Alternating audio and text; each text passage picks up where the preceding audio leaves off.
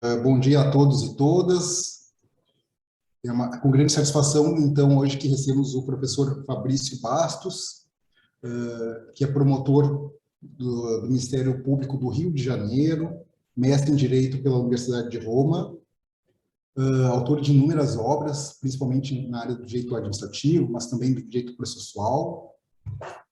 E o professor Fabrício, então, vai comentar então um tema muito importante, um tema muito atual, principalmente agora com as alterações que recentemente a Lei de Improbidade Administrativa sofreu. A palestra do professor Fabrício, então, vai versar sobre o acordo de não persecução civil. Eu estava comentando com o professor Fabrício, antes de começar aqui, que esse é um tema que a PGM de Porto Alegre tem muito interesse, que tem aproximadamente 3 semanas nós assinamos nosso primeiro acordo de não persecução civil, né? E estamos agora na linha de outras provedorias também trabalhando para regulamentar esse acordo de não persecução civil no âmbito da PGM. E esse acordo de não persecução civil, ele vem na linha, né, de uma maior consensualidade na administração pública, né, brasileira. Nós tivemos agora em 2018, com a nova LINDB, né, e o artigo 26, um reforço dessa ideia de consensualidade, né, com o artigo 26, e temos agora, então, também um acordo de não persecução civil. Então, professor Fabrício, quero mais uma vez agradecer por ter aceito o nosso convite, e a palavra é sua. Muito obrigado. Obrigado, doutor Rafael. Obrigado aí pelo convite, pela confiança. Bom dia a todos. Bacana, Rafael, ver assim, que o pessoal todo abre a câmera, porque geralmente a gente, quando dá essas palestras ou aulas, assim, você só vê os nomes. Então é bacana então ver que não sou só eu que vou estar com cara de sono aqui, pelo menos no vídeo.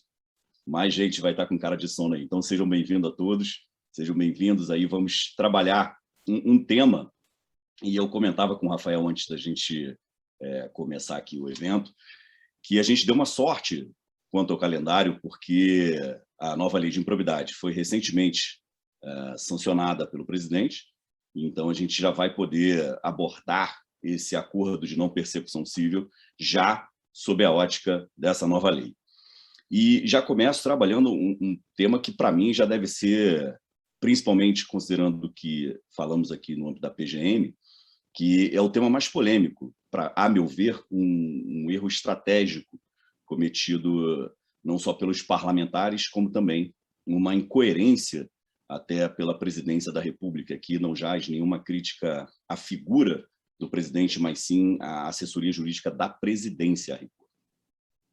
Quando veio o pacote anticrime lá em dezembro de 2019, permitindo a celebração do acordo de não persecução civil, o legislador, à época, havia fixado a legitimidade exclusiva para o Ministério Público, não só para a propositura da ação de improbidade, como também para a celebração do acordo de não persecução civil. E quando chegou para a análise sancionatória da presidência, o presidente vetou, a meu ver, com razão, sob o argumento de que não deveria ter uma legitimidade exclusiva do MP na seara da improbidade administrativa, porque isso tiraria um pouco a efetividade do combate à improbidade administrativa, qual não foi a nossa surpresa quando o presidente agora sanciona a lei com a exata redação lá da época de janeiro de 2019, na verdade já 2020. E então, para mim, há uma incoerência aí, porque de lá para cá não mudou nada no âmbito do sistema jurídico que pudesse infirmar o fundamento anterior e confirmar essa sanção nesse momento. Bom, mas foi isso que aconteceu. Então, o que a gente vai trabalhar aqui? O que eu imaginei, Rafael, até para a gente trabalhar uma ideia de roteiro? Vou mostrar para vocês qual seria o conceito, a natureza jurídica do NPC, e até mesmo, e fico aqui aberto para eventuais questionamentos, até mesmo para visualizar o seguinte: com essa nova conformação legislativa que retira da Fazenda Pública a legitimidade ativa para a propositura da ação por improbidade e retira da Fazenda Pública a possibilidade de celebrar o acordo de não persecução civil, qual passa a ser o papel da pessoa jurídica interessada ou lesada, como diz o legislador, no âmbito da improbidade administrativa, mormente no âmbito do acordo de não persecução civil? Então, a rigor, esse vai ser o cenário que nós vamos trabalhar aqui para que a gente possa desenvolver um raciocínio que eu reputo o ideal. Mas fiquem à vontade, podem fazer perguntas, podem me interromper, estou aqui à disposição de todos. Então, primeiro ponto. O acordo de não persecução civil, ele nada mais é do que uma convenção que pode ser pré-processual ou pode ser processual. Pode ser celebrada, como o próprio nome faz supor, antes do exercício judicial de uma pretensão, ou pode ser celebrado no curso de um processo judicial. Sendo celebrado na etapa prévia ao processo judicial, a gente pode afirmar com toda segurança que se trata de um pacto de non petendo, ou seja, um pacto entre o legitimado ativo e aquele que supostamente praticou o ato, para que não seja exercida judicialmente uma pretensão. E é claro que seria uma pretensão de índole sancionatória. E aí já surge logo a questão que foi muito bem posta à guisa de introdução pelo Rafael, que é a esfera da consensualidade. Aqui a gente vai trabalhar com a ideia de uma aplicação negociada da norma jurídica. De que maneira eu posso negociar com o agente público a aplicação de uma sanção, por exemplo? Vou usar aqui vocês como exemplo, não me levem a mal. Vamos imaginar que o Gabriel tenha praticado algum ilícito de cunho cível que possa ser qualificado juridicamente como ato de improbidade administrativa, e a Eduarda, enquanto procuradora-geral, instaura um processo administrativo disciplinar, tendo o Gabriel como o sujeito a ser investigado. A Eduarda fica convencida de que o fato realmente aconteceu e de que esse fato é juridicamente qualificável como ato de improbidade. A partir dessa nova conformação legislativa, o que pode fazer Eduarda enquanto procuradora do município? Esse é o primeiro questionamento e, para mim, é o questionamento mais relevante. Se isso acontecesse antes da nova lei de improbidade, eu poderia com segurança afirmar a vocês o seguinte: a Eduarda teria duas saídas. Ou ela proporia um acordo de não persecução civil, ou, já convencida de não ser essa a hipótese, já poderia judicializar a questão, colocando Gabriel no polo passivo de uma ação por improbidade. Com essa nova conformação legislativa, esse caminho do acordo de não persecução me parece ter sido fechado para a Eduarda. Mas eu vou propor a vocês uma reflexão. O fato da pessoa jurídica não ter mais a seu dispor essa legitimidade ativa para a propositura da ação de improbidade, a meu ver, não impede a Eduarda, enquanto procuradora do município, de propor, por exemplo, um acordo de não persecução disciplinar. Qual seria a ideia? E isso, Rafael, até dando a notícia, já que o senhor é muito antenado, aqui no âmbito do Ministério Público, por exemplo, do Rio de Janeiro, a nossa corregedoria já regulamentou o acordo de não persecução disciplinar, o que é interessante. Olha, o Gabriel celebraria com a Eduarda, né, como representante da Procuradoria-Geral, esse acordo para que não fosse instaurado um PAD. Isso é relevante. Isso é relevante para fins de progressão na carreira, é relevante para fins de atualização na própria carreira, enfim. Tem uma relevância se você teve ou não um PAD instaurado. Então, aí você imagina o seguinte, mas espera aí, Fabrício, qual seria, portanto, a diferença entre o ANPC e vamos colocar assim, vamos batizar de ANPD, o Acordo de Não Persecução Disciplinar? Qual seria, a rigor, essa diferença? A diferença seria a seguinte: a PGM, ao celebrar o ANPD, ela assume o compromisso com o Gabriel de não instaurar o procedimento administrativo disciplinar. Claro, guardadas as condições que forem avançadas entre as partes. Mas se fosse um ANPC, qual teria sido o compromisso da PGM? Não exercer judicialmente a pretensão da improbidade.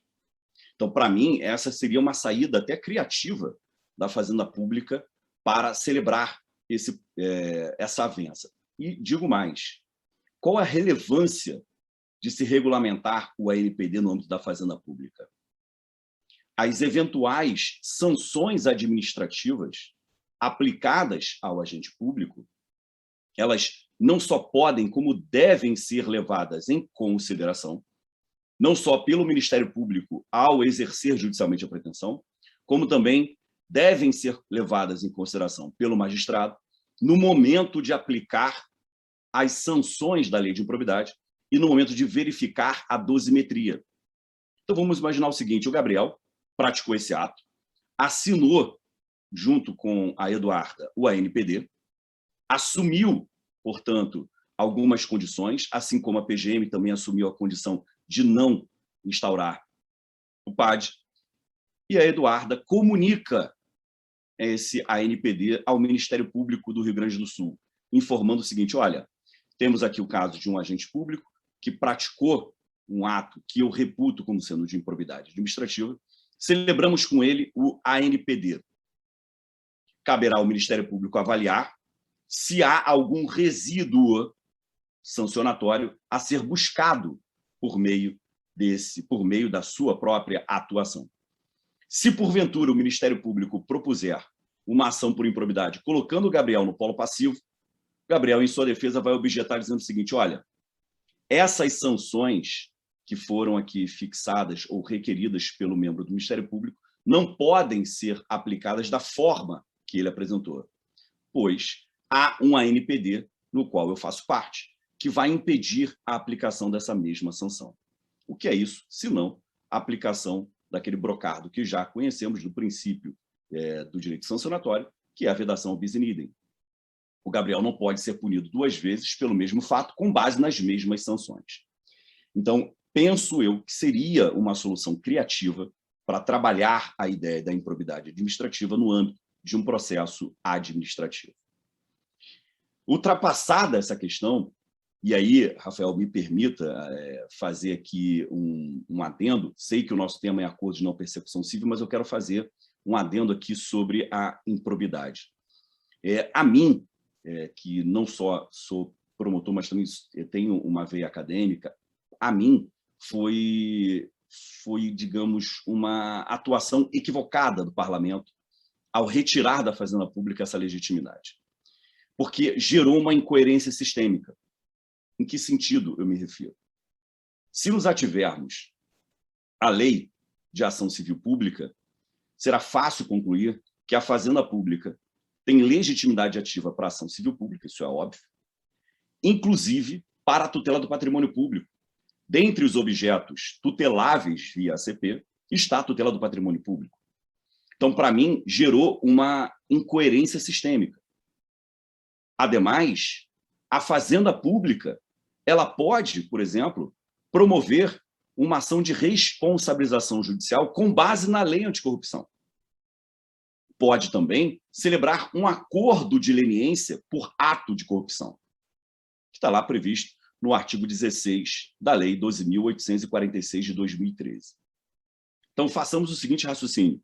Na verdade, façamos o seguinte silogismo.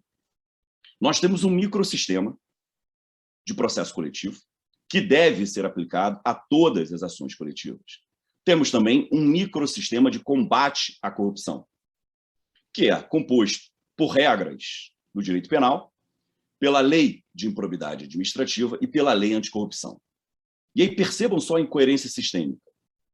A Fazenda Pública pode promover a ACP para a tutela do patrimônio público, pode promover uma ação de responsabilização judicial com base em ato de corrupção, mas não pode promover a ação de improbidade.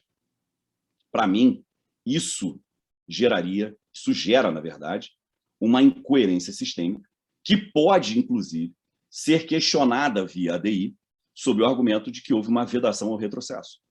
Na verdade, houve um retrocesso. Então, o fundamento é a vedação ao retrocesso. Que retrocesso é esse? O retrocesso no combate à própria probidade administrativa.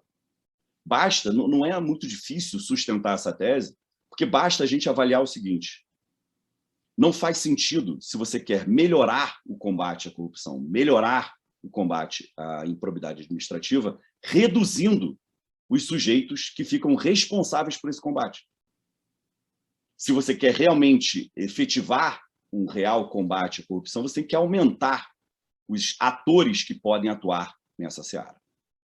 Então, aqui, Rafael, com perdão de ter fugido aqui um pouco do nosso tema, mas é uma crítica que eu gostaria de fazer, e não faço essa crítica por estar diante de vocês que são da PGM, mas sim é uma crítica que eu faço diuturnamente desde o projeto dessa nova lei de improbidade. Dito isso, vamos às características aí do acordo de não persecução civil. A primeira característica que eu posso apresentar para vocês dentro do acordo de não persecução civil é que se trata de um instrumento, como muito bem colocou o Rafael na introdução, é um instrumento de redução da litigiosidade, porque fomenta uma solução consensual. Em que medida fomenta uma solução consensual? De novo, usando o nosso amigo Gabriel aqui como exemplo. O Gabriel, ele poderia ser réu em uma ação de improbidade. Mas, com esse fomento à solução consensual, ele pode resolver essa contenda sem precisar ir ao judiciário para se defender. E aí passa a bola para vocês, para a gente raciocinar em conjunto. Deveria ser exigido do Rafael, desculpa, do Gabriel, o Rafael é o nosso chefe, o Gabriel, poderia ser exigido do Gabriel a confissão do fato? A Eduarda, que queria celebrar com ele o acordo de não persecução disciplinar, chegar para o Gabriel e falar o seguinte: Gabriel, só vou celebrar contigo esse acordo se você confessar a prática do fato. Na legislação que regulamenta a lei de improbidade, não há esta exigência. Mas a gente encontra essa exigência na lei anticorrupção, no que tange ao acordo de leniência, e a gente encontra esta mesma exigência no acordo de não persecução penal. Mas no acordo de não persecução civil não tem essa previsão expressa. Mas vamos lá. Posso, então, construir a tese de que a confissão é um elemento essencial? Sim, eu posso construir essa tese. Mas cuidado com o seguinte, e vocês que estão ingressando na carreira, é interessante vocês visualizarem isso. Às vezes existem algumas filigranas em alguns institutos que valem a pena a gente abordar. Uma delas é a seguinte: vai existir diferença entre o Gabriel confessar que praticou o ato e o Gabriel confessar a qualificação jurídica atribuída ao fato? Quero dizer o seguinte: o Gabriel afirma para Eduardo: olha, realmente eu pratiquei esse ato, realmente fui eu quem assinei esse parecer, realmente fui eu quem autorizei essa despesa. Ele está confessando a prática do ato. Mas confessar a qualificação jurídica seria reconhecer que praticou a improbidade administrativa. Então, são duas coisas diferentes. Uma coisa é você confessar a prática do ato, outra coisa é você confessar e reconhecer a qualificação jurídica atribuída a esse ato. Na minha leitura, só deve ser exigido do Gabriel a confissão do ato. Se ele reconhece que praticou o ato, fechado. Já pode celebrar o acordo. Terceiro ponto importante dentro dessa seara. Como fica a negociação para fins de aplicação da sanção? O que eu quero dizer com isso? Teria a Eduarda, que aqui representa a PGM, teria a Eduarda liberdade, poderia até dizer uma discricionariedade, para selecionar quais as sanções poderiam ser aplicadas? Ou a Eduarda deveria se ater a algum tipo de requisito? Aqui, novamente, o legislador foi omisso. O legislador, no artigo 17b da Lei de Improbidade Administrativa, ele só traz duas exigências quanto ao conteúdo, que ele chama de conteúdo mínimo. Ele diz o seguinte: a Eduarda, se quiser celebrar esse acordo, ela pode, mas ela tem que obter dois resultados imprescindíveis. Primeiro, o Gabriel tem que ressarcir integralmente o erário. Ou seja, ele tem que reparar integralmente o dano. 2, se eventualmente o Gabriel obteve bens de forma ilícita, ele tem que praticar a reversão desses bens para o patrimônio da pessoa jurídica. Então, esses dois pontos são inegociáveis, o que até faz sentido. Eu não poderia imunizar o Gabriel dizendo o seguinte: olha, você praticou um dano erário, mas eu não vou cobrar esse dano erário, não. Eu vou aqui trabalhar uma outra ideia. Mas eu vou propor aqui a vocês uma reflexão, até porque isso aconteceu na minha atuação funcional. Eu que sou promotor de tutela coletiva do patrimônio público aqui no Rio de Janeiro, e um determinado investigado afirmou para mim o seguinte: doutor, eu não tenho renda suficiente para aquecer a essa proposta que o senhor me apresentou. Mas eu tenho aqui um veículo que está em bom estado de funcionamento, que eu quero doar para algum órgão público municipal. E aí passa a bola para vocês. Vocês, como membros da PGM, aqueceriam a essa solução? Por exemplo, olha, ao invés do Gabriel resolver a questão em pecúnia, ele entrega um bem. Claro, estou trabalhando aqui com a ideia de que a legislação municipal permite a chamada dação em pagamento. Uma outra situação que também já foi proposta para mim. Vou usar o Williams como exemplo. O Williams praticou acúmulo irregular de cargos públicos. Ele é um profissional de saúde. E, diante dessa acumulação irregular de cargos públicos, o Williams recebeu valores indevidos. Já que o vínculo dele é irregular, ele não deveria ser remunerado por este vínculo. A Eduarda, PGM, fez os cálculos e chegou à seguinte conclusão: olha, o Williams deve devolver R$100 mil aos cofres públicos. O Williams fala o seguinte: não tenho renda suficiente para isso, mas me disponho a dar um plantão semanal no posto de saúde municipal, até o número de plantões até chegar a esse valor de 100 mil. Será que a gente poderia trabalhar com essa solução? A minha resposta, e claro, espero que os meus investigados não tenham acesso a essa gravação, a minha resposta é positiva. Eu entendo que essa é uma solução criativa que pode, sim, ser proposta. Claro, guardadas as devidas proporções, avaliando as peculiaridades do caso concreto, verificando se há legislação municipal que permita esse tipo de solução. Mas eu acho que é interessante. E aí você poderia objetar dizendo: Fabrício, mas espera aí, você acabou de dizer que tem que ter ressarcimento integral, que tem que ter reversão dos bens. Sim, mas em nenhum momento o legislador fala em dinheiro. Ele fala, repara, vantagem indevida. Então, se o Williams recebeu como vantagem indevida 100 mil, e vamos supor que no âmbito municipal o plantão médico de 24 horas pague mensalmente R$1.000, bastaria o Williams fazer, portanto, 100 plantões. Qual seria a diferença? Nenhuma. Ele teve um profissional de saúde à sua disposição que resolveu algumas questões emergenciais e a questão está superada. Então, por vezes, a gente tem que sair um pouquinho da caixa, né, e pensar de uma forma um pouco mais criativa, porque a ideia do acordo de não persecução civil não é trazer uma proposta hermeticamente fechada, mas sim uma solução consensual. Por isso que eu falei no início, o ideal é ser uma aplicação negociada de uma regra jurídica. E aí, vamos lá. Um outro ponto importante. Eu, membro do Ministério Público, quero celebrar um ANPC com o Williams. Eu preciso cientificar a Eduarda, que é a PGM, sobre esse ANPC, considerando que o Williams é agente público municipal? Ou eu, membro do Ministério Público, posso celebrar esse acordo sem a participação da Fazenda Pública? O legislador solucionou o tema. O legislador deixou muito clara a necessidade, a imprescindibilidade do Ministério Público cientificar a Fazenda Pública. É um requisito indispensável para a validade e para a eficácia do acordo.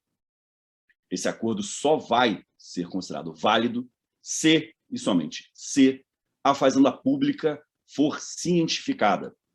E aqui, de novo, temos uma filigrana. Bastaria a Eduarda receber essa notificação do MP e quedar-se inerte? Ou o MP precisaria, além da ciência da Eduarda, o MP precisaria de sua aquiescência? Ou seja, precisaria que a Eduarda, enquanto PGM, concordasse com a NPC? Então, essa é uma questão que também é interessante para a gente abordar. A princípio, pela redação da nova lei, basta a ciência, basta que a pessoa jurídica interessada seja cientificada da realização desse ANPC. Eu proponho sempre os ANPCs, assim que eu faço a proposta, eu já cientifico a Fazenda Pública. E eu faço isso não só por um dever de coerência sistêmica, como principalmente por boa-fé, transparência e coerência. Porque pensamos o seguinte, se eu cientifico a Eduarda de um NPC já celebrado, olha o problema que eu posso criar. Já há uma legítima expectativa do Williams, no nosso exemplo, que a questão está superada. Vem a Eduarda e traz alguma objeção, seja uma objeção de índole material, seja uma objeção de índole sancionatória. O acordo já está assinado e vai ter que ser retificado. Ou pode, por exemplo, a Eduarda exercer judicialmente uma pretensão para buscar a invalidação desse acordo, porque a Fazenda tem essa legitimidade. Só você lembrar que eu falei ainda há pouco, a Fazenda tem legitimidade para celebrar, ou melhor, para atuar na tutela judicial do patrimônio público. Então, a Eduarda poderia judicializar a questão para buscar a invalidação do acordo que já foi celebrado. Então, até pelo viés da segurança jurídica, o ideal é, sim, que a questão seja levada ao conhecimento da Fazenda antes da celebração. A Eduarda fez uma pergunta aqui interessante no chat. Obrigado pela participação, Eduarda. E no caso do acordo de não persecução administrativa, a Fazenda Pública não deveria cientificar o MP? Eu entendo que sim, Eduarda. E vou dizer por quê. Pela mesma razão que o MP tem que cientificar a Fazenda, para ter uma coerência no sistema sancionatório e para que o MP já saiba de antemão quais foram as sanções acordadas entre a Fazenda Pública e o agente, para que o MP, em eventual ação por improbidade ou eventual proposta de ANPC, não aborde estas sanções. Boa intervenção, Eduardo. Obrigado aí. Williams também fez uma pergunta aqui. A Fazenda Pública ainda é legitimada para propor o acordo? Williams, não mais. O artigo 17b da nova lei de improbidade preconiza expressamente que a legitimidade é exclusiva do MP. Por isso que eu critiquei logo no início. Olha, não deveria ser assim. Esse sistema, a meu ver, é incoerente e não deveria existir. Mas, Williams, infelizmente, o parlamento agiu dessa forma. E aí foi por isso que eu propus essa ideia de um acordo de não persecução disciplinar, ou como a Eduarda também batizou, acordo de não persecução administrativa. A gente pode usar as duas nomenclaturas. Tranquilo? Quer perguntar, Williams? Diga, meu caro. Tranquilo? É que eu vejo a mão levantada aí, é vice de professor. Já acho que quer fazer a pergunta. Então, continuando, essa é uma questão importante que tanto o Williams quanto a Eduarda levantaram, que é a questão, repara só, não pode haver um conflito de atuações? Imagina, a Eduarda se convence de que o ato é um ato de improbidade, celebra esse acordo de não persecução disciplinar com o Gabriel, informa o MP que houve esse acordo. E se o MP discordar da Eduarda, entendendo que não houve ato de improbidade, e arquiva o eventual inquérito, poderia o Gabriel, munido dessa promoção de arquivamento realizada pelo Ministério Público, pugnar pela revisão do seu acordo? Olha o problema que surge. Ou Uma outra situação, a Eduarda celebra esse ANPD com o Gabriel, informa isso ao Ministério Público, e o Ministério Público entende o seguinte: olha, esse acordo aqui, ele não satisfaz a tutela do patrimônio público, e promove uma ação judicial para isso. Então, o que eu estou propondo a vocês à guisa de reflexão? A partir do momento que você torna o MP legitimado exclusivo, você fomenta esses conflitos. Porque esses conflitos seriam solucionados como eu faço na minha comarca. Eu celebro, muitas vezes, quando o PGM assim sinaliza, eu celebro o acordo junto com a PGM. Agora não posso mais, mas eu fazia junto com a PGM. Porque isso confere segurança jurídica, não só para o MP, para a PGM, como principalmente para o agente público. Ele está seguro, olha só, os dois legitimados que poderiam exercer judicialmente a proteção estão de acordo. Então, a solução está posta. E quando houver esse conflito, não existe hierarquia entre MP e Fazenda Pública, não existe hierarquia. Eu posso trabalhar com âmbito de atuação diferente, posso trabalhar com legitimidade diversa, mas hierarquia não existe. Então, o fato do MP pensar de uma forma diferente da Fazenda não torna o MP correto e, menos ainda, a Fazenda Pública incorreta. São perspectivas diferentes e nós temos a liberdade de conformação desses atos. Mas, repito, com essa conformação legislativa que ora temos, vai fomentar esse tipo de situação. Então, a gente tem que pensar de que maneira isso pode acontecer. Eu, junto com meus 2 colegas aqui da minha comarca, nós fizemos uma reunião com o procurador-geral do município e estabelecemos um fluxo de informação. De que maneira? Olha, toda vez que você celebrar, ou instaurar, melhor dizendo, um procedimento administrativo para averiguar a ocorrência de algum ato ilícito, você já informa o MP. Não porque você deve ter esse rito de passagem com o MP aquecendo, não, para que a gente possa atuar em conjunto. Você na seara administrativa e eu na seara da improbidade. Porque a gente atuando em conjunto desde o início evita conflitos futuros. Então, seria muito mais fácil esse diálogo profícuo. Reconheço que o diálogo com alguns colegas meus de MP é difícil. Até para mim, que sou do MP, é difícil, às vezes, dialogar. Existe muito ego, muita vaidade institucional, mas eu acho que é uma saída importante a ser feita. Tá? Uma outra questão, ainda tenho tempo ainda, né, meu caro? Rafael, tenho ainda, né? Uma outra questão que eu reputo interessante para a gente abordar é quais são as sanções que a gente pode incluir no ANPC. A lei de improbidade administrativa, tecnicamente, só trabalha com 3 sanções. Tecnicamente, no sentido mais puro do termo do que a sanção, são 3. Proibição de contratação com poder público e recebimento de subvenções, perda da função pública e suspensão dos direitos políticos. No que tange a proibição tanto de contratação quanto recebimento de subvenções, a questão é simples de ser resolvida, porque são questões que permeiam o aspecto patrimonial, então é fácil solucionar. O problema pode ser aplicado de forma convencional, pode ser aplicada, melhor dizendo, a suspensão dos direitos políticos. Eu vou chegar aqui para o Felipe e falar o seguinte: Felipe, olha só, você praticou o ato de improbidade administrativa e você vai assumir comigo, Felipe, o compromisso de não concorrer às próximas eleições. O que é isso, senão um acordo propondo a suspensão dos direitos políticos em desfavor do Felipe? Será que eu posso fazer isso por meio de um ANPC? Ou há a necessidade da reserva jurisdicional?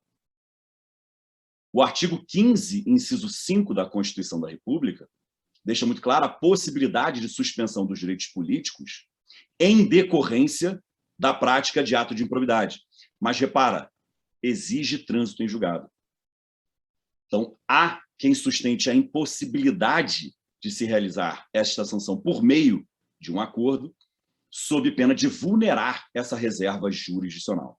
Há aqueles que sustentam o contrário, afirmando o seguinte: olha, o Felipe pode, sem problema nenhum, celebrar esse acordo, porque não seria uma violação ao seu direito fundamental.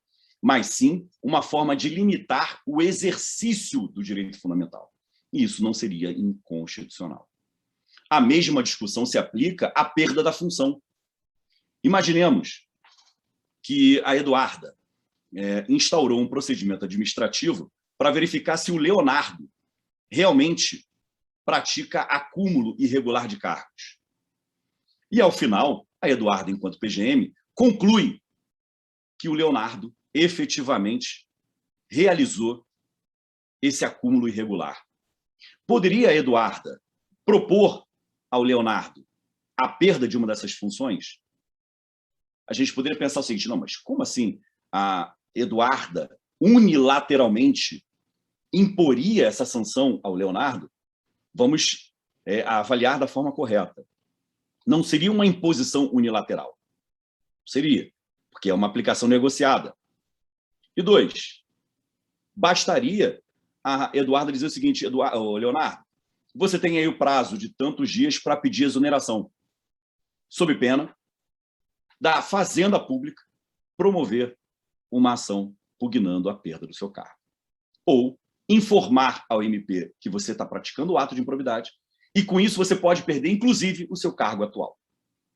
Então, é uma questão que a gente tem ainda que desenvolver bastante. Já que estourei meu tempo, Rafael, peço desculpas aí, estou à disposição de todos para qualquer dúvida, qualquer sugestão, crítica, falar assim, olha, você falou uma opção de bobagem, acho que o que você tem que fazer aí é outra coisa. Fiquem à vontade, a gente está aqui num ambiente seguro de debate. Fico à disposição de vocês. Vocês podem me procurar para o que vocês quiserem, desde que não seja dinheiro. Estou aí nas redes sociais, podem me procurar, estou à disposição de vocês para o que vocês precisarem. Obrigado aí novamente pela oportunidade, pelo carinho, pela confiança, Rafael. Não, Fabrício, nós que agradecemos, foi uma excelente exposição. Os residentes já estavam aí fazendo perguntas. Acho que tem mais uma pergunta aqui, Maria. Deixa eu ver aqui. Acabei de ver aqui da Eduarda. Eu me equivoquei quando mencionei acordo de não persecução administrativa. Você havia comentado disciplinar. Relaxa, Eduarda, não tem problema. A gente está aqui para batizar mesmo. Supondo que o indiciado fizesse um acordo disciplinar com a Fazenda Pública e o MP, posteriormente, propusesse o acordo cível, não haveria, de qualquer forma, uma independência entre as instâncias? Perfeita colocação, Eduarda. Essa independência ela é relativa, perfeito.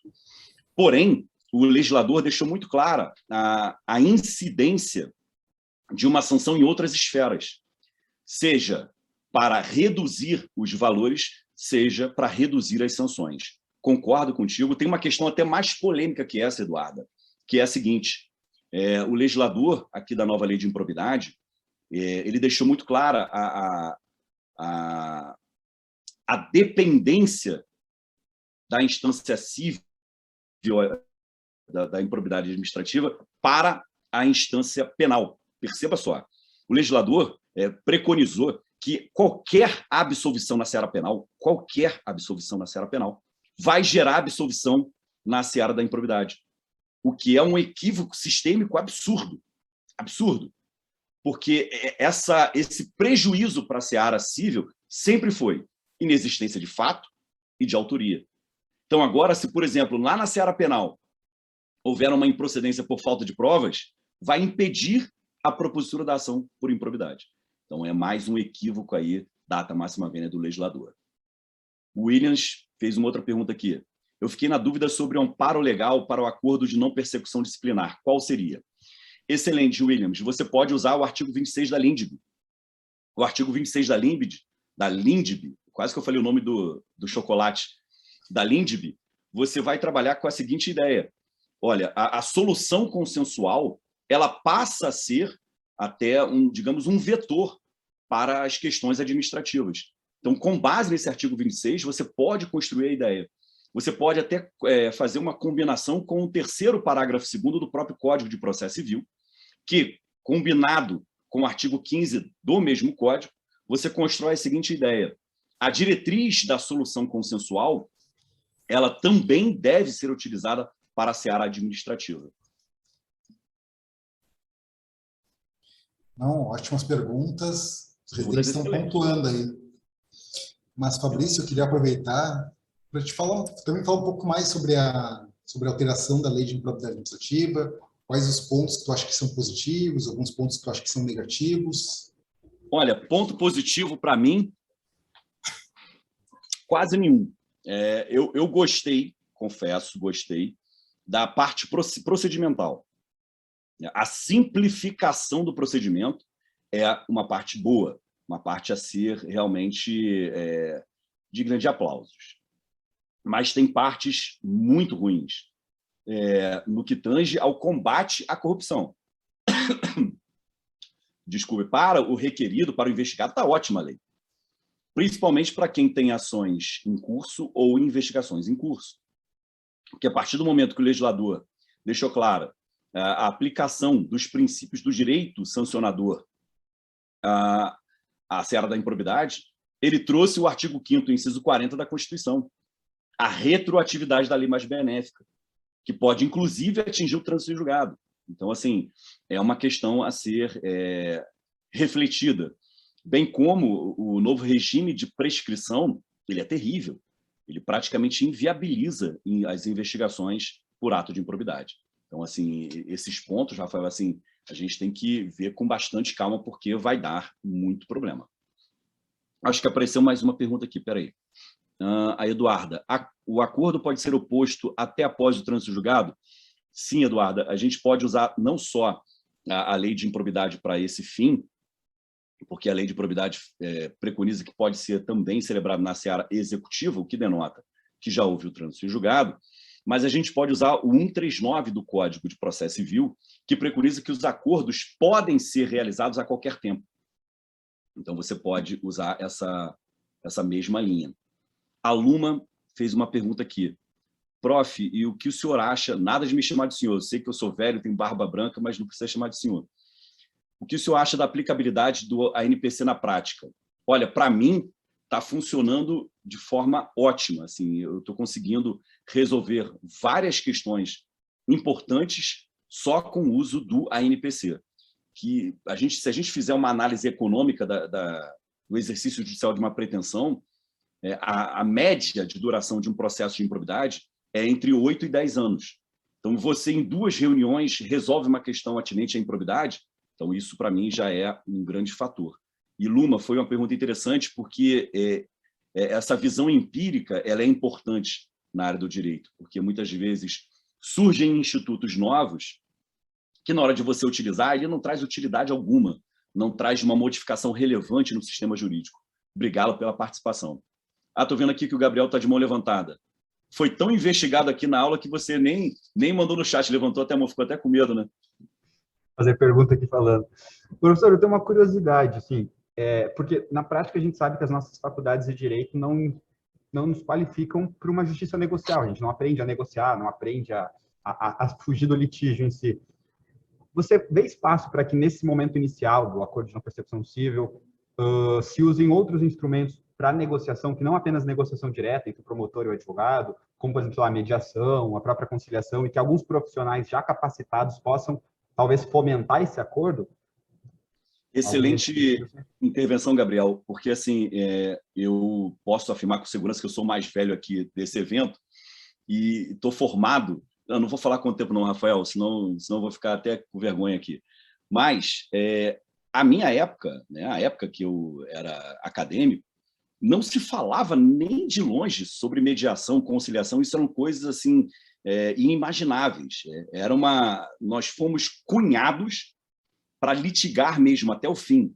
Eu me lembro muito de vários professores que diziam: se você souber as regras do processo, você deita e rola, não precisa ter razão, enfim. Outros instrumentos podem ser utilizados, não só podem, como devem ser utilizados. Eu entendo que, por vezes, em uma reunião, se você souber utilizar as técnicas da conciliação, da mediação, porque são técnicas importantes, você resolve questões, às vezes, questões até relevantes, não só questões corriqueiras, mas questões relevantes. E eu sou um grande entusiasta das soluções criativas, um grande entusiasta. Eu penso assim que essa ideia de que, no âmbito do direito, tudo tem que ser hermeticamente fechado, a gente tem que ficar sempre preso à natureza jurídica, tem que dar nome para tudo, isso é ruim, porque você acaba afastando novas ideias que podem ser boas ideias para solucionar as questões. Obrigado pela participação, concordo contigo, e faço também essa crítica, até porque, Gabriel, você, não sei em qual período você está, ou se você já está formado, mas eu faço uma grande crítica às faculdades de Direito, principalmente no que tange ao conteúdo programático, porque raramente você encontra no conteúdo programático processo coletivo. Raramente. E hoje o processo coletivo é uma realidade. Então, assim, eu, por exemplo, me formei sem nem saber que existia processo coletivo. Então, assim, eu acho que isso é importante, nem que seja uma matéria eletiva. Eu, por exemplo, no meu livro do curso de processo coletivo, eu proponho que seja uma matéria específica, né? Que seja um ramo específico. Aliás, Rafael, se você quiser, a gente pode sortear depois aqui entre os presentes os meus livros, sem problema nenhum, tá? Vai ser um prazer mandar para vocês aí os livros. Parece que surgiu mais uma pergunta aqui. Desculpe pelo senhor. Está desculpada. Está absolvida, Luma. Você teria alguma indicação de leitura para nos aprofundarmos no assunto? Posso fazer jabá, Luma? Está vendo aqui atrás? Ó? Tem esse aqui e esse aqui, ó. 2 filhotes. Curso de Processo Coletivo e Acordo de Não Persecução Civil, escrito por este que vos fala. Não sei se tem alguma credibilidade com essa lata aqui de estivador, mas pode acreditar que eu fiz com muito carinho. Mas uma coisa que o Fabrício estava comentando, que é uma verdade, né, a questão da uma mudança de visão. Né? Eu também, eu me formei em 2004, e posso dizer que essa ideia de consensualidade, dos meios consensuais da resolução dos conflitos, que hoje em dia está muito em voga isso, na minha época isso não existia. Nós tínhamos uma cultura do litígio, nós fomos criados, tanto é verdade que se a gente for ver a quantidade de cadeiras que nós tivemos de processo civil, é muito grande, né? Então a gente foi criado na cultura do litígio, né? E hoje em dia é uma coisa que, até na PGM, que nós estamos com alguns projetos, né? Na área da consensualidade, o Gabriel faz parte. O Gabriel fez, se não me engano, mestrado na área dos meios consensuais. Da mediação. Excelente, Gabriel. Isso. Gabriel, se quiser falar um pouquinho. Não, é porque eu me formei em 2018 e, realmente, desde que eu entrei na faculdade também, o litígio era o foco do ensino acadêmico, e mesmo que eu peguei a alteração legislativa, a lei de mediação, o novo CPC durante a graduação, foram pouquíssimas vezes em sala de aula que eu ouvi falar em mediação, em métodos autocompositivos, outras formas mais adequadas.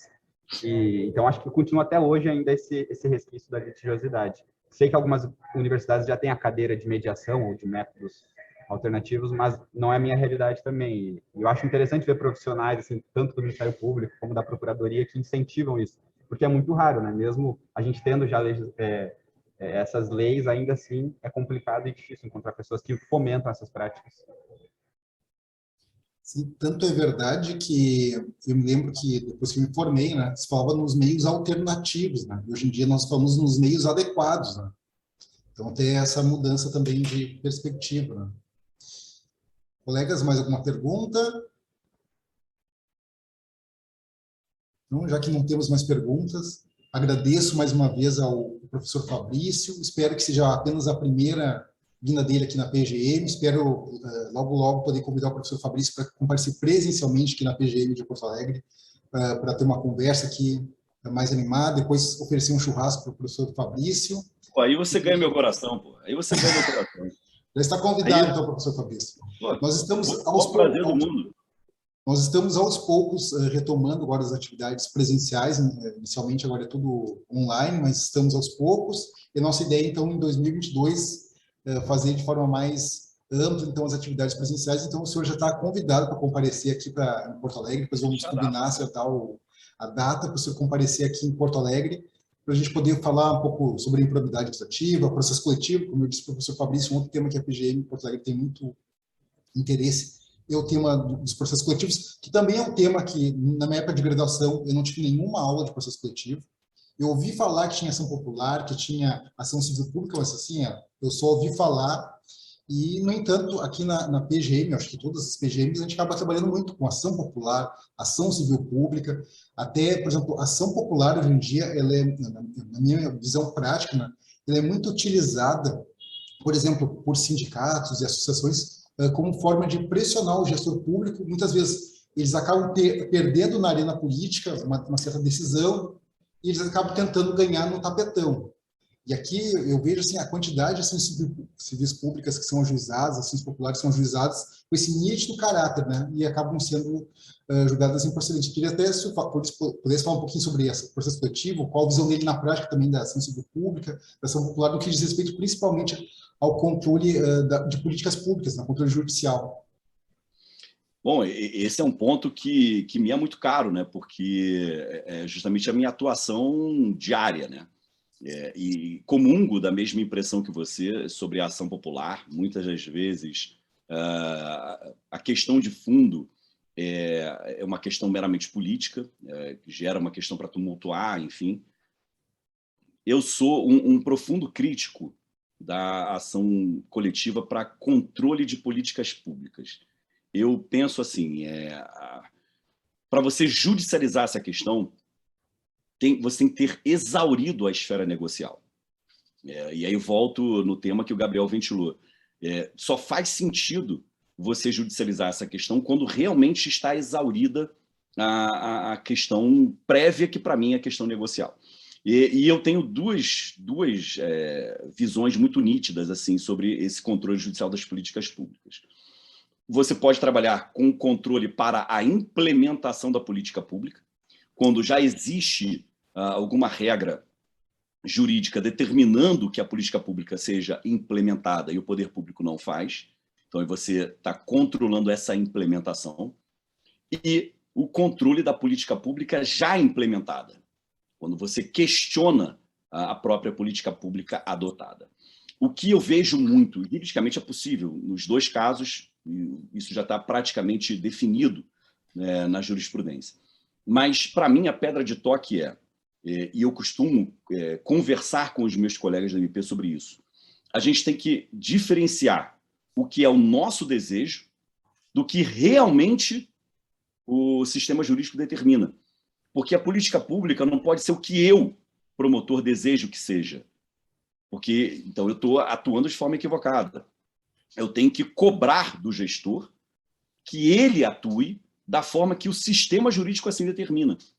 Então, eu costumo dizer, as pessoas confundem muito, principalmente no Brasil, que nós temos uma política assistencialista e tal, as pessoas confundem muito direito com desejo. O que eu acho que deve ser, o que eu desejo que seja, é o meu direito. Não, são coisas diferentes, são searas diferentes. Então, essa é sempre uma questão de fundo que eu procuro estabelecer com a minha equipe aqui no MP, dizer que não é o que a gente deseja, é o que a gente pode exigir, que a gente tem que focar.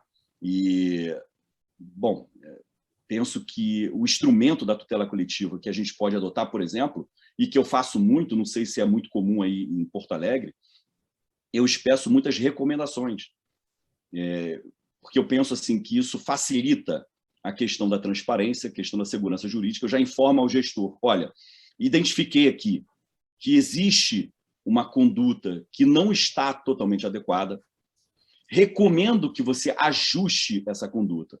Não vai ajustar? Então vamos sentar aqui e entender o que está acontecendo. Não conseguimos na esfera negocial, aí sim eu judicializo a questão. Então, geralmente, eu uso essas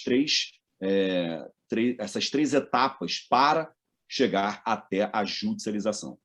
Costumo também convocar audiências públicas, quando é uma questão que envolve vários setores da sociedade. Eu dou um exemplo, sempre dou esse exemplo, que eu caí de paraquedas aqui na capital do Rio de Janeiro. Não sei se alguém aqui teve a oportunidade de passar o carnaval na cidade do Rio de Janeiro. Há alguns anos atrás, o carnaval de rua na cidade do Rio de Janeiro era algo assim surreal, assim, era de desorganização completa. O que afinal, a vida do carioca. O carioca gosta desse caos, né? O que a gente chama aqui de caos organizado. Só que quem não é do Rio de Janeiro não consegue entender esse caos organizado, fica um pouco chocado. Mas é o nosso carioca way of life, não tem jeito. E eu fui instado por uma associação de moradores, enquanto membro do Ministério Público, a pugnar pela não realização do carnaval de rua.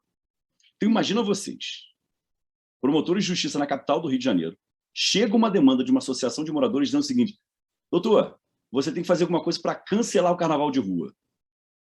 Eu nunca mais teria condições de sair na rua. Assim, acabar com o carnaval de rua do Rio de Janeiro, porra, equivale a eu chegar e demolir o Maracanã. Assim, são patrimônios do Rio de Janeiro que a gente não pode mexer nunca. E aí eu falei, o que eu vou fazer para isso? Aí eu convoquei uma audiência pública na sede do MP. E aí todo mundo pirou. Chamei todas as associações de moradores, chamei todos os gestores públicos, chamei os organizadores dos blocos e os patrocinadores dos blocos.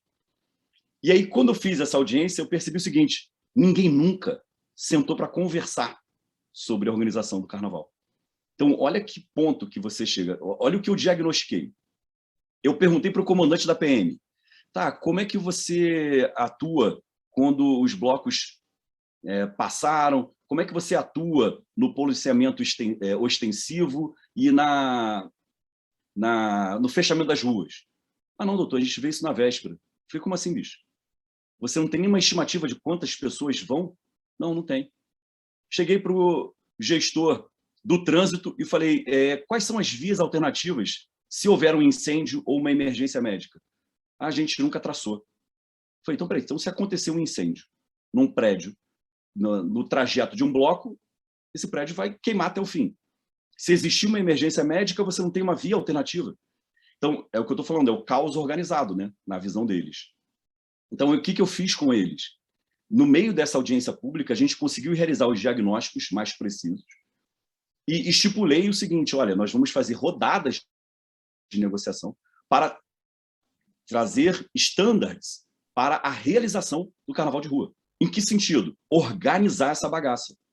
Olha, quantos blocos vão ser autorizados, quantos blocos por dia, em quais ruas, isso tudo tem que ser divulgado com antecedência. Então, começou a organizar. Hoje já é outra coisa. Não foi por causa da minha atuação, mas foi uma semente. E aí, seguindo o que o Gabriel falou, eu poderia ter judicializado a questão de cara. Esse processo até hoje não teria terminado. Não teria terminado, com certeza.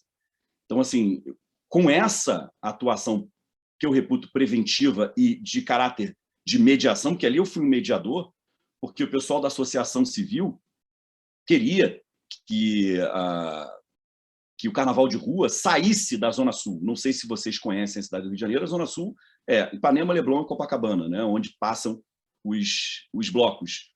Então, imagina eu chegar para o turista e falar o seguinte: meu amigo, agora você não vai mais no carnaval de rua lá no Leblon, nem em Ipanema, não, na beira da praia, não. Agora você vai lá em Irajá, lá perto do Complexo do Alemão, na Penha, na Avenida Brasil, lugares bucólicos, muito aprazíveis e que não dá. Então, assim, a gente tem que tentar conformar. E esse é o desafio, Gabriel. Na mediação e na conciliação, o desafio é você conformar os interesses.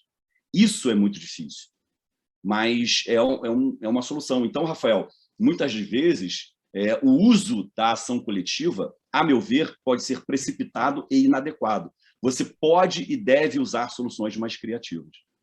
Peço desculpas aí, me alonguei demais, hein, Rafael? Perdão. Não, tá ótimo. E até queria fazer um paralelo. Nosso programa de residência jurídica ele iniciou agora dia 4 de outubro, né? Nós estamos fechando hoje nosso primeiro mês, né, de residência. E a aula inaugural do nosso programa de residência jurídica foi com o professor Carlos Ari, falando sobre a nova LINDB, né? Excelente. E a nova LINDB, ela vai trabalhar muito com essa questão, por exemplo, com controle judicial de políticas públicas, por exemplo, lá nos artigos 20, 21 e 22, né? Então, e até, queria até saber a opinião do Fabrício a respeito da nova LINDB, da Lei 13.655, porque ela foi muito fortemente atacada, principalmente por instituições ligadas a órgãos de controle. Existe até uma ADI proposta pela ANAMATRA, né, que é a Associação dos Magistrados da Justiça do Trabalho. Né? Eu queria saber se a tua opinião sobre a nova LINDB, se ela enfraquece o controle, o que tu acha? Mas eu desconheço essa ADI. Qual é o fundamento da ADI da ANAMATRA? É que, basicamente, eles entendem que lá os artigos 20 e 21 exigiriam um exercício de futurologia dos órgãos de controle, os artigos 20 e 21, quando falam em consequencialismo. Eles também dizem que uma tentativa de enfraquecimento do controle dos atos, né? Principalmente, por exemplo, em razão lá do artigo 28, quando vai falar do erro grosseiro, essas questões assim. São coisas bem genéricas. Eles dizem que as normas previstas na nova LINDB seriam de conteúdo muito genérico, muito vago, então que elas, de alguma forma, dificultariam e até trariam, ao invés de promover segurança jurídica, porque a nova LINDB ela vem, né, com a promessa de promover segurança jurídica, mas a ANAMATRE diz o seguinte, que ao prever normas extremamente abertas, como os artigos 20, 21, 22, na verdade ela promove a insegurança jurídica. Então, queria ver que falta a... A minha opinião é bem simples. Assim, eu acho que muitas questões que a gente enfrenta com as novas legislações são questões de perspectiva. Basta você aplicar uma perspectiva que você vai mudar a perniciosidade ou não da nova lei. Eu, particularmente, penso que a nova LINDB ela é boa, porque, apesar de usar termos, algumas vezes, vagos e imprecisos, ela confere nortes. Então, eu passo a ter alguns nortes que, outrora, eram nortes fixados pela jurisprudência. Então, eu penso que é interessante, sim, essa ideia. E muitas das vezes me incomoda essa linha de argumentação de enfraquecimento dos órgãos de controle, porque retira desse viés a própria Fazenda Pública. E a Fazenda Pública é também um órgão de controle. A Fazenda Pública ela tem órgãos de controle. Então, se você fortalece os órgãos internos da Fazenda Pública, você não está enfraquecendo os órgãos externos. Você está conformando um fortalecimento de base. Porque de nada adianta o órgão de controle externo ser extremamente forte se o órgão de controle interno não ter a mesma força. Então, a ideia é de que todas as bases tenham a mesma força, para que, com isso, você consiga evitar os problemas. Porque aqui, e aí, de novo, seguindo a lógica apresentada pelo Gabriel, a nossa lógica no Brasil é uma lógica sempre repressiva, não é uma lógica preventiva.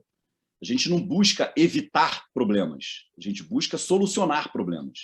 Por isso que essa ideia prévia de mediação, de conciliação, ela evita problemas. A mesma coisa essa nova LINDB. Quando ela traz esses standards, ela fortalece a segurança jurídica. Eu não consigo visualizar, posso estar enganado, como um enfraquecimento da segurança jurídica. Para mim, ela fortalece a segurança jurídica. Não, eu concordo plenamente com a posição do Fabrício, e como o Fabrício bem diz, né? A própria administração pública tem seus órgãos de controle, e a PGM é um órgão de controle interno da administração pública, né? Tem essa função. Né? Nós temos que, de alguma forma, tentar viabilizar as políticas públicas, né, do gestor, né, eleito.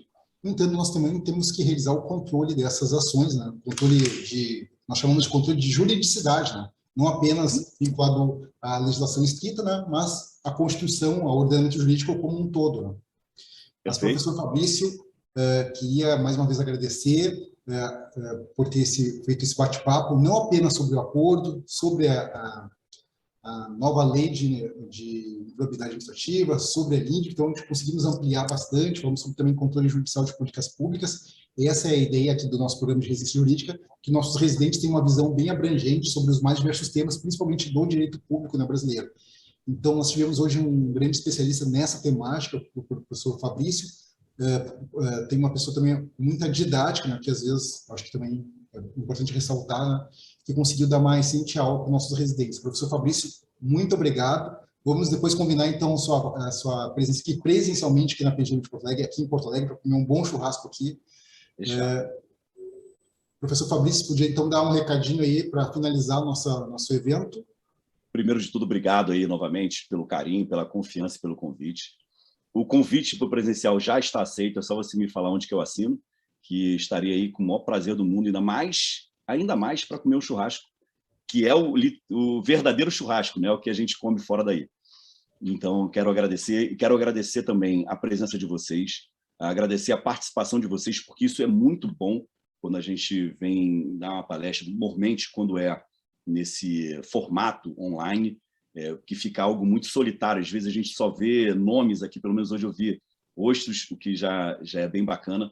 Obrigado aí pela audiência e principalmente pela paciência em me ouvir. Como já disse antes, estou à disposição de vocês para o que vocês precisarem. Um grande beijo a todos aí, bom dia. Obrigado, então, bom dia a todos. Até a próxima.